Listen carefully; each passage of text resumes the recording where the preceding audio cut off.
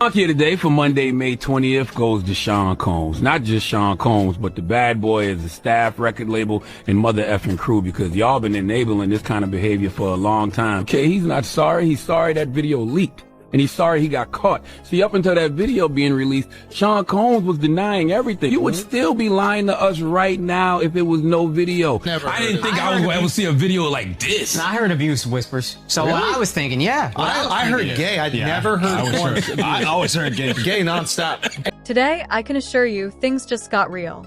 The chairman has dropped shocking information about Diddy's alleged freak-off parties, reportedly held in Chile, and it's anything but pretty.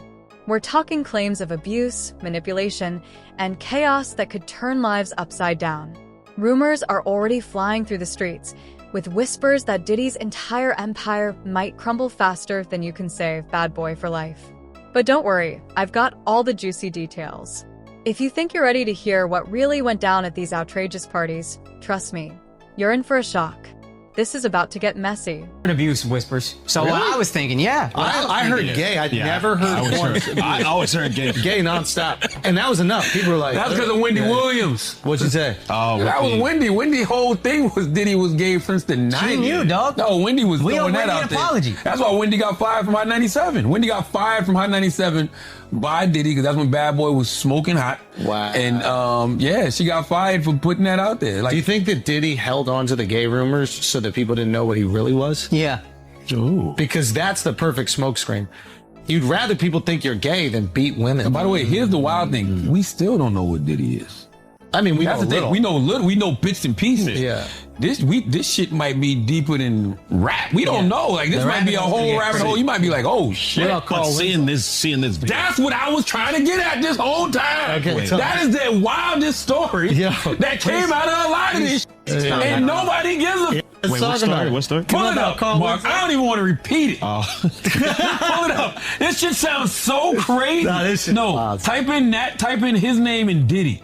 But this is why I believe Reginald all the Van Cassie Johnson. allegations because of this video. Because What video? she describes this, Yeah, what happened word to for the word. T. Oh, So yeah, now yeah, it's yeah, like, yeah. I believe everything she said. Yeah, Yeah. 1000%. Yeah. This is horrifying. Also, Diddy's bullshit. While you're getting that, Diddy's bullshit ass excuse, like how he couldn't mention Cassie's name in the apology. There's no rule you can't apologize. Whatever. Oh, I'm not laughing at that. No, I I'm know laughing you're at not. this shit. I'm laughing Yeah. at this shit. That market. Yeah, also, you called her a liar like 3 days ago. Yeah, Like, get the fuck out. Said she was looking after for a quick buck. You're a fucking scumbag. And maybe yeah. this is more triggering for me because whatever, but like, that shit. I was Why like, is it yo, triggering this for you? What I happened? grew up in a house, and I didn't see that ever, but I grew up in a house where there was abuse. So it's like, you watch that, and this is way more extreme than anything I saw. It's like, she's trying to sneak out of the fucking room. He's dragging her by the hair. Yeah. Not gonna pimp my struggle. I didn't see anything like that. But watching that is like, yo, fuck this guy forever. Did you ever try to intervene? Yeah, I did one time. You got your ass kicked? No, we didn't do anything. I just stood in his way, and I didn't say a word. I didn't even look at him, which I'm kind of like, I just got in his way, and I remember thinking, if this goes down, this goes down. Yeah. That's all I remember. I remember I was reading Will Smith's book, and he always said he felt bad because he never intervened. So that was like he said he felt like a coward. Yeah. You know, he never intervened. Watching his mother go through the abuse from his father. But I think he said his brother did. So a lot of that just makes you kind of think about everything that happened, everything that transpired with the slap and all of that. You know what I'm saying? Like after the Like, why I'm gonna stand up for myself finally. you didn't play the clip. I'm trying to find It was right there. I saw it. Oh, Go back to the hip hop DX one. This is wild, bro. Damn, I didn't see this shit. Yeah, this is crazy. This was wild. Like I'm like, this is how you know too much is going on. First, this shit is it's wild but hilarious. Keep it a buck. No, that's what not keep it quiet. And I don't like to check how many. The first one was the worst one, and then the other ones I left early. Okay, so the worst one was Carl Winslow, I'm guessing? Yeah. Just busting the door, you didn't hear? No, because you know how I like to joke and play and stuff. Right. A nigga don't give a fuck. So I'm just hearing like all this stuff. I'm like, oh, somebody wearing this bitch out on the crib. So I go busting the door. I look up, I see Carl Winslow. I'm like, so like this is crazy. Wow. That's On crib. You know, I think of Carl Winslow, I think of the cop on somebody down here, but you have to take picture that big ass nigga bent over. Why is that not being talked about more? Son. Like, yo, I used to hear Carl Winslow's gay rumors too, and then when you rewatch, he's a little risky with the acting. but watching, yo, what type of madman are you? You're watching Family Matters, and you like, yo, I need I that. gotta get that. I gotta wow. call Winslow. Yeah. Like, what the You're Diddy. You got access to anybody. so many people. But that's your favorite You show. got to TV Dad. get He likes TV Dad. Winslow. Picture a lavish mansion in a highly secretive location, with security tighter than Fort Knox and a guest list that could rival the Grammy red carpet. This is the scene at one of Diddy's infamous freak-off parties. But don't let the glitz and glamour fool you.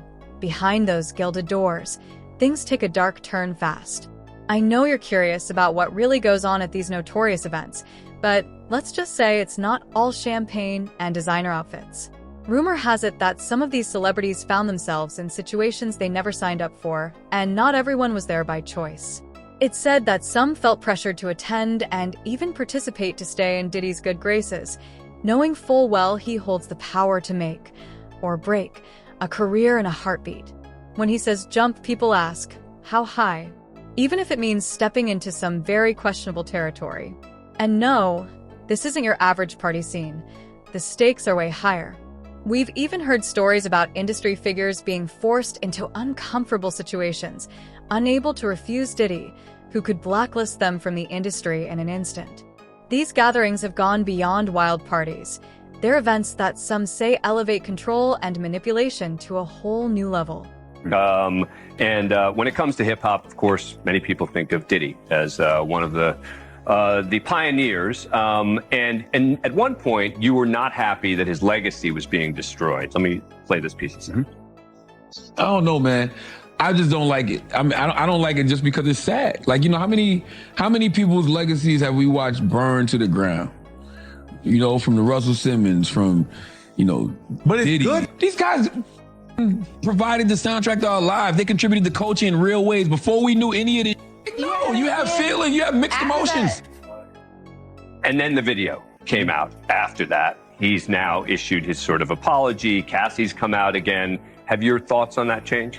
Well, my thoughts, even in that clip that you just played, in context, I said it's sad to see these people's legacies being destroyed based off, you know, at the time, alleged poor choices. Now we know that those poor choices aren't alleged. We saw the video. So yeah, it still is, you know, sad to see them, you know, not do the work on themselves, have all that unhealed trauma, projecting that pain and that hurt onto a woman. So yeah, he put himself in that situation. And yes, that is still very sad to see. It's sad all across the board. I don't know why we act like, you know, it's just one emotion when it comes to things like this, because somebody like, you know, Diddy, yeah, we're lying to ourselves if we say he didn't provide the soundtrack to our lives. I don't know him on a personal level. I just know the professional accolades, which were very inspiring to somebody like me. Him having his own record label, him having his own, you know, vodka, like becoming a billionaire. Like those were things that were like,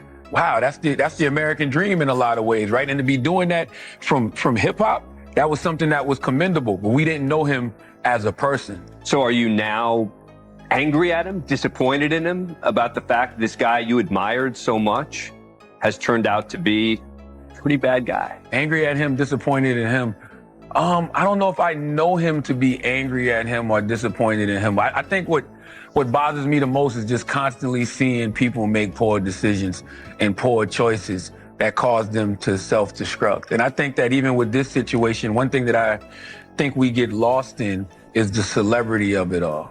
I think you have to focus on the issue, not the individual. Whatever happens to him is going to happen. He's going to have to deal with the consequences of his actions. And you see it happening now. Like, I don't know if that's going to lead to him, you know, being arrested or whatever, but the empire is falling. It's over professionally. Only thing he can do is go out there and try to get his soul right. But what about the issue of domestic violence? Right. What about the issue of patriarchy? What about the issue of, unhealed trauma inside of people that is causing brothers to, cause that kind of harm, to women? Those are the things that we should be talking about, because there's somebody, as I'm talking right now, there's a woman out there probably getting beat up or assaulted, by a man, and her story isn't going to be on the news. And that, culture of men doing those kind of things, committing violence to women, is still going to be going on. We need to be having conversations about that. Yeah, solutions. We know what the problem is, but if we continue just to focus on the individual, we'll get caught up in that. You'll be asking me questions like, so should Peloton be getting rid of Diddy's music? It's like,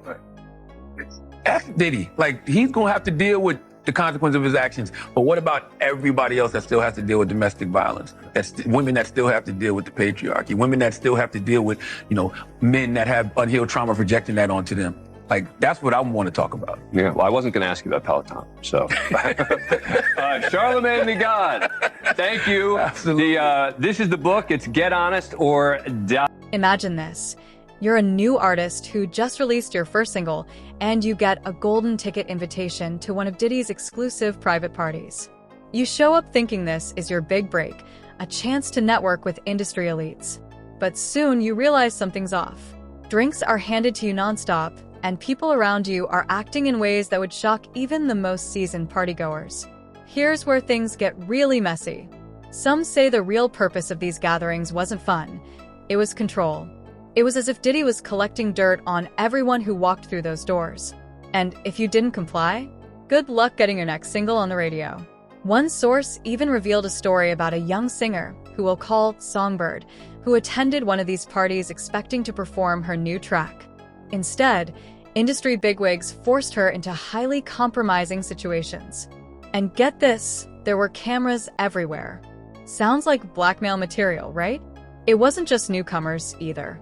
Even established stars felt the pressure, with rumors swirling about artists being coerced into actions that could ruin their pristine reputations. Don't think for a second that everything that happened at these parties stayed behind closed doors. Imagine that everyone who entered left a bit of their soul behind. Some of the industry's rapid rises and sudden disappearances could be traced back to one of Diddy's infamous nights. The most shocking part? This has reportedly been going on for years, an open secret within the industry that no one dared to speak about until now. With the chairman's recent revelations, it's as if a bomb has been dropped right in the middle of Hollywood Boulevard. I'm not sure if you want to answer this, but what are your thoughts on everything going on with Diddy right now? I think when it comes to that situation, man, I think we shouldn't focus on the individual. We should focus on the issue. Because I think what happens a lot of times is, because of the celebrity, we get lost in talking about the celebrity and not talking about the actual issue. The issue is domestic violence. Yep, The right. issue is exactly what I just said about, men not going to do the proper work on themselves, and they're dealing with a lot of pain and a lot of hurt and unhealed trauma, and they're projecting that pain and that hurt onto other people. The issue is patriarchy, right? Because as long as you have a system where men feel superior to women, and they're dealing with that pain and they're dealing with that hurt, they're going to project that. We're going to continue to project that onto our women. So I think those are the issues that we should be discussing as opposed to talking about the individual. And we tend to do that a lot as a society. We get lost in the celebrity of things as opposed to, okay, what are we here for? Because it's clickbait. Yeah. It's clickbait. Like, Diddy brings the engagement, but right now, as I'm talking, there's a woman out there getting beat up by a man, right? And she's not going to get no news coverage. Nobody's going to talk about her.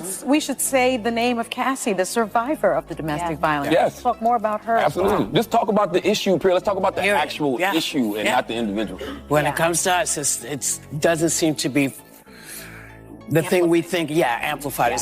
Now, let's talk about the chairman. He's no saint. So why is he risking everything to expose Diddy? The answer may be more intriguing than the scandal itself. This man has been in the industry for a long time, brushing shoulders with the biggest names in hip-hop. He's probably seen it all, and maybe done things he isn't too proud of. But suddenly, he's decided to air Diddy's dirty laundry. People are asking why. Some think the chairman has a personal grudge against Diddy, maybe some old score he's finally ready to settle. Others believe he's trying to clean up his own image by dragging someone else's down. But whatever his motivation, he's spilling scalding hot tea. According to the chairman, these infamous freak-off parties were like scenes straight out of a twisted movie. He says celebrities were blackmailed into compromising situations, and even worse, Diddy used these gatherings as a means of control. When he wanted something, he got it, no questions asked.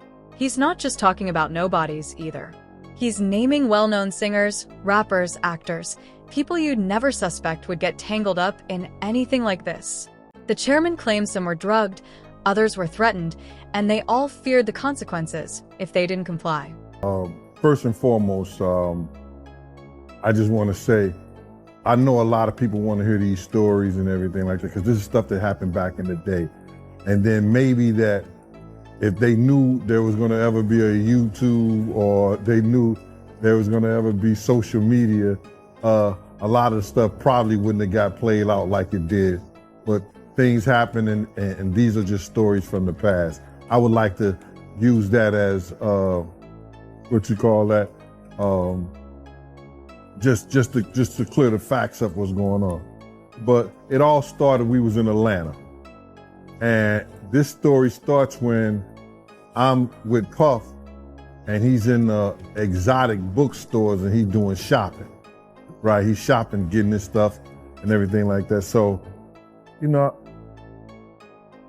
this is the first time I was ever in an exotic bookstore with Puff. So, you know, I'm giving him his space. He's taking things off the shelves and stuff like that, because they gave him a brown paper bag. When they gave him a brown paper bag, he was just putting stuff in there. So I said, damn, you know, he got to go put it on the counter and, you know, show everybody what he's getting. So as he going, I'm just looking at the places where he picking stuff from. So there's one part he picked up some things from up here on my left side. And then he picked like quite a few of them down. I was like, okay. He put them in the bag. So when I went by there and I looked up there, and it said butt plug. And I was like, hey, yo. I was messing with him. Because people don't understand, you know, we was like friends. He was a part of the same gang. So I'm still going to tease him. I'm still going to mess with him and everything like that. I could do that. It wasn't just no security thing. So I say, yo, what are you getting this for? And it said butt plugs, and he was like, yo, can I do my shopping by myself? I said, yeah, you could do it by yourself, brother. And he started walking and everything like that. When he got to, I just waited at the counter. When he got to the counter, he didn't even have to show the guy nothing. He just gave the guy a wad of money. I mean, like, he gave the guy a stack something like this. And Puff wasn't the dude that carried no 20s and no 50s and nothing like that. And I mean, like, he just said, boom. And we walked out the store. So we had to leave Atlanta and go to North Carolina for a show. You understand? And it was him, this rapper, Sarah, and this other girl. We all got on a G5 jet, and we flew to G4 jet, and we flew to North Carolina. So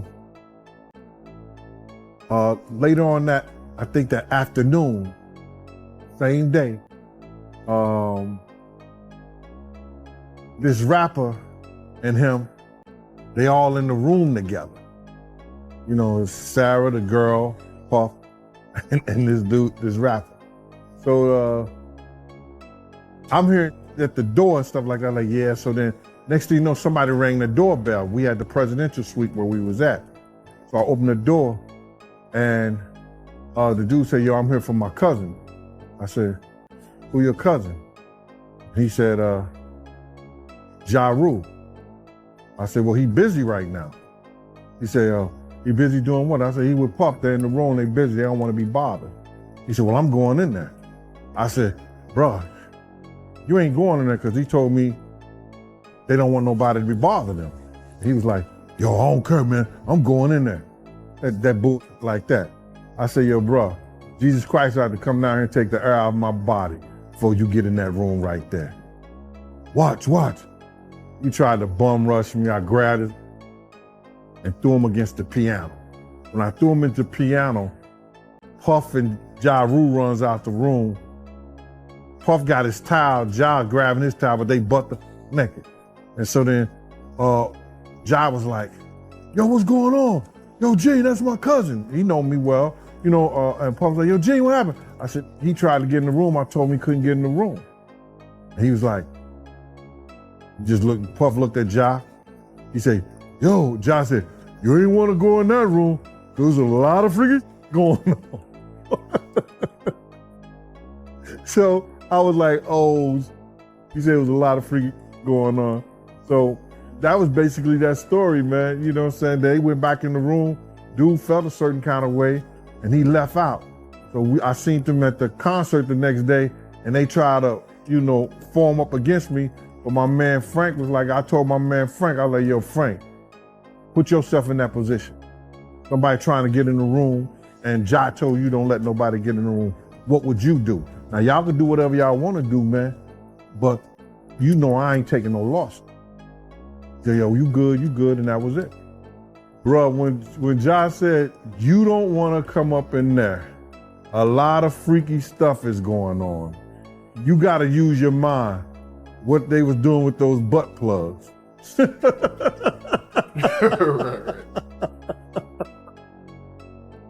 Yeah, that was crazy. Yeah, it was real wild. The chairman isn't just talking. He's saying he's got proof.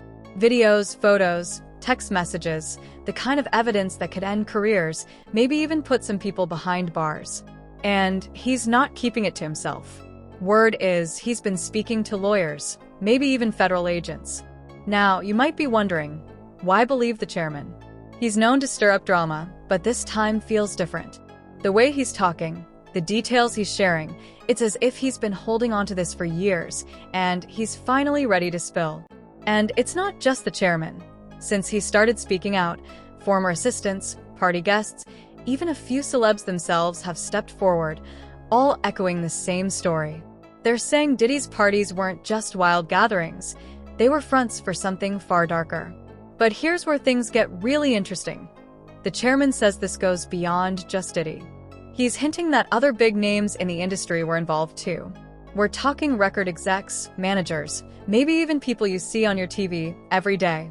It's as if he's pulling back the curtain on the entire industry. Of course, some are dismissing these claims, saying the chairman is just looking for attention. But if that's true, why are so many others backing up his story? And why does he seem so confident? Every time the chairman speaks, it feels like the whole industry holds its breath, wondering who he'll expose next. And according to him, he's got more names and secrets ready to reveal. The feds, they also revealed that they got photos and videos of Diddy freak-offs. When they did that raid, you understand, what they did was prior to the raid, they reviewed that civil lawsuit. And that civil lawsuit told, Cassie's civil lawsuit was LeRod had already did it. LeRod hadn't did his yet, did he? Did LeRod do his lawsuit before the raid or after the raid?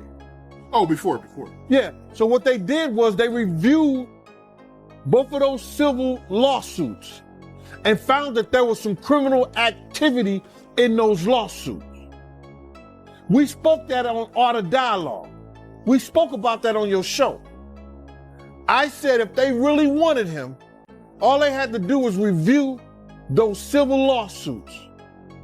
And once they find the criminal activity in those, they could bring him in. Now, did the Federal Bureau of Investigation in Miami do it? No, they didn't. Did California do it? No, they did not.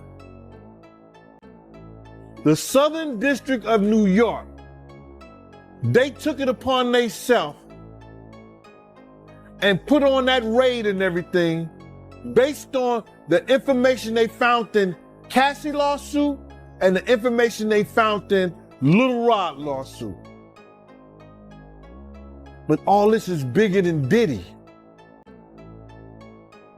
It's bigger than Diddy, bro. Because you know who else they was doing investigation on during that whole time period? It was the mayor and the politicians in New York City. They turn around and give him the key to the city. All the mayor people that he brought on And here in New York City are all resigning. They all resigning. People ain't gonna tie this together, but if you look at it, you have to say, because of Mayor Adams and his relationship with Diddy, it brought on the Southern District of New York to start investigating Diddy on civil lawsuits that was put against him. Because the feds is going after all these politicians in New York City. Yeah, the feds revealed that, anybody that, participated in any, criminal behavior at his freak-offs, they're going to pursue. Listen here.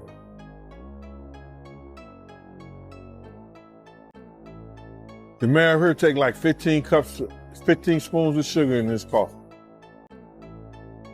So it's all a possibility. Do you think it's any celebrities on those tapes? Bro, he gave celebrity parties. So what you think?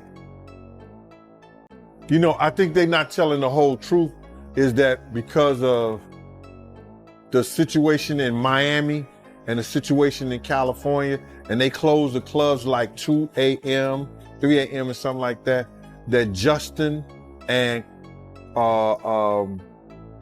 Christian was bringing big vans of girls and people back to the mansion and giving parties and stuff like that. And a lot of those stuff were their parties. A lot of that shit was their party. They wasn't always Puff parties. It was his son's parties. Good point. They said some of these freak-offs will last for days. That's where they're gonna get him on the sex trafficking thing. Especially like if he was traveling and doing it. That's where the sex trafficking come at. That you hiring sex workers to come and have sex with your girl? That's crazy. That's some Hollywood shit that I don't even know, bro. That's crazy. Yeah, that is crazy. But they also claiming that, Diddy, he'll give ecstasy to his victims to keep them obedient. Then they have to bring those witnesses in there. That's going to be something hard to prove. Unless Lil Rob or Lil Cassie state that was something that happened. That's how the prosecutor's going to prove that. You won't believe who the chairman claims are involved. We're talking about stars who've been on your playlists and screens for years. Big names with spotless reputations that might not look so perfect now. If what the chairman says is true, it could shatter everything you thought you knew about Hollywood's elite. Let's start with music's biggest names. According to the chairman, some top-charting artists attended Diddy's infamous parties, and not always by choice. But it's not just the music industry. Actors, models, even reality TV stars are allegedly caught up in this. Imagine your favorite rapper or pop star in a situation they didn't sign up for, forced into uncomfortable scenarios just to stay in Diddy's good graces.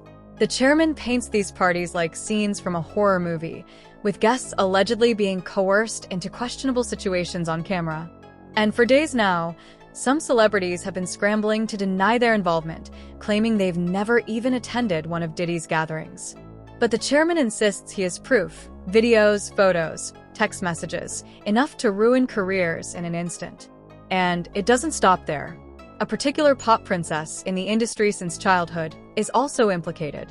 The chairman claims she's been attending these parties under pressure, with dark secrets held over her head to ensure her silence. If true, this raises serious questions about her once flawless reputation. They got a ton of evidence that they got to try to prove, bro.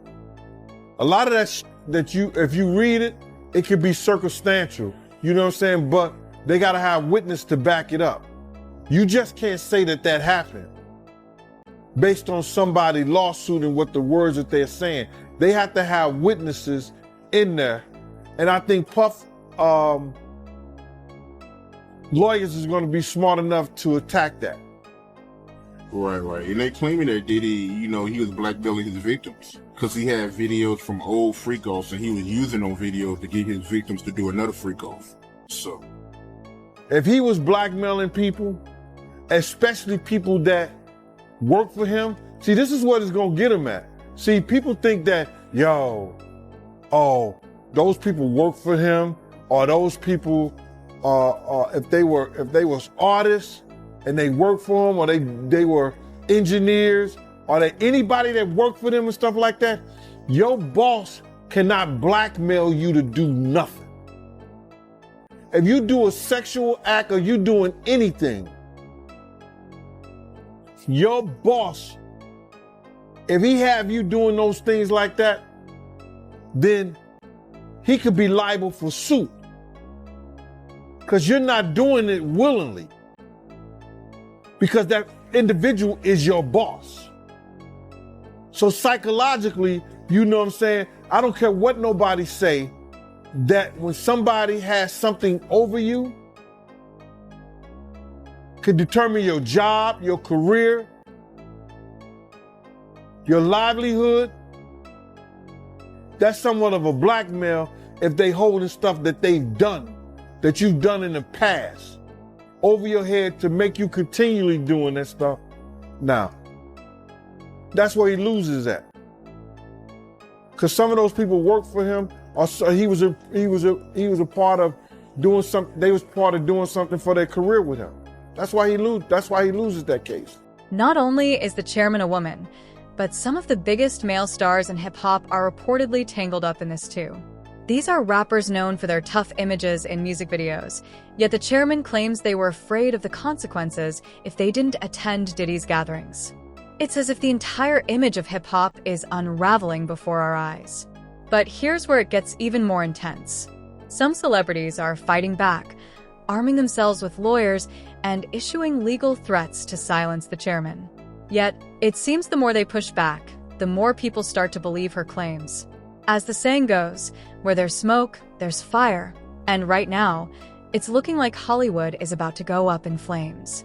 And it's not just musicians involved, if the chairman's hints are to be believed. She's talking about big-name producers, record label executives, and even people in politics. If her revelations are true, this could be one of the most explosive scandals the industry has ever seen. And you said that he was going to get arrested in September. Yeah, man. Anybody who in law enforcement or people know the law, when Homeland Security ran up into his house, people will tell you, or people knew it was just a matter of time that they was going to indict him and bring him in to see the judge, bro. It was just a matter of time.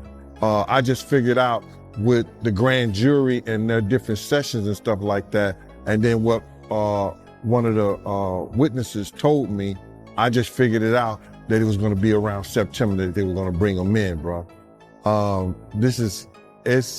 People might not understand. It's difficult when you see a brother that has so much promise become an icon as far as in the music business and stuff that he did, to turn around and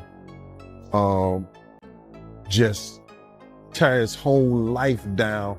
But it's all because of his mentors and the people that trained him and taught him the music business. You know, it's all about the people who trained and taught him the music business, because Puff wasn't, he wasn't born a monster. You know what I'm saying? He was made into a monster, brother. Do you understand what I'm saying? He was made into a monster from the stuff that happened to him, the things that he had to do. You understand? The things that he had to do to become who he is. You know what I'm saying? You know, it's like this, brother. You never like something so much that you can't do without, and you never be willing to do anything to get where you want to be at. You got to have principles, you got to have morals, you got to keep with that stuff. And in that music business, a lot of that stuff get thrown out the window. You understand? And that's what happened to him. He started doing the things to other people that was done to him. To keep it frank, he was doing the things to other people that was done to him. And it is what it is. You got to know better. And if you know better, you will do better. When he was in New York City, he was like that gecko from the Geico commercial. Then he turned and started when he lived in Cali and Miami, he turned into Godzilla. I would see him talk about how he using drugs. He was never like that. Smoking cigarettes, smoking weed and everything like that. He turned into something that you could consider a monster, bro. Then he started doing things to people, you understand, that he learned. That's a learned behavior, bro. Now, I'm not saying that he may have been doing a couple of things here and there with women, stuff like that in New York, but the things that there's talking about that he was doing, bringing in prostitutes to have sex with his girl and all that stuff like that, that was some crazy stuff to me, man. So I'm just looking at this whole thing, man, and you had asked me, and we don't have these conversations like most people do. We're gonna go back and you're gonna tell me what, we're gonna talk about this. You said, I'm gonna ask you how you feel, bro. I don't want no man to ever go to jail and be leaving their kids behind, be leaving their family behind. You understand? But some dudes belong in jail based on what they do and how they do it. We know that to be true. And it's just this situation, man, when they get down to all the facts and all what happened, he may belong in jail, bro. And that's not my doing. That's not Cassie doing. That's his doing and his learned behavior from the people that mentored him. You gotta realize, man, he learned from Andre Harrell. He learned from Russell Simmons. He learned from Clyde Davis. You understand? When those people are telling you that they were heavy into the drugs, they was heavy into beating women and doing things at that age, at that crazy stage, that's gonna make him think that he could get away with the same thing that they was getting away with back then. You understand? The things that he was saying, you know, the touchy-feely between two men and all that stuff like that, man. All that, he learned that from them dudes. When I told y'all the story, when me and my man went up to Russell Simmons and he had a house and he had a man in bikini drawers in his bedroom, in his bed. You understand? Bruh, this is that he learned. I'm assuming he learned it from them. Let me put that.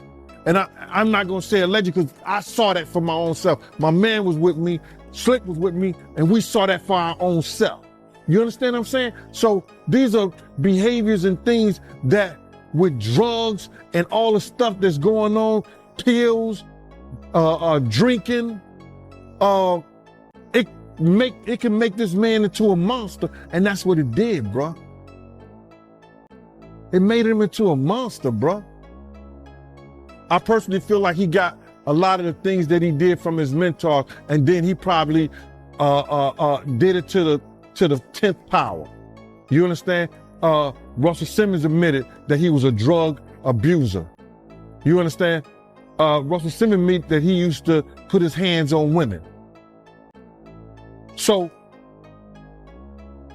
it's a learned behavior, bro. Some of that stuff may be in him through his childhood. Through his childhood, he may have some of that things in him, but a lot of things that he was doing was a learned behavior, bro. You just don't just turn it in a matter of years the way he was doing people, man. You understand? Check this out, bro. He led Biggs to his death.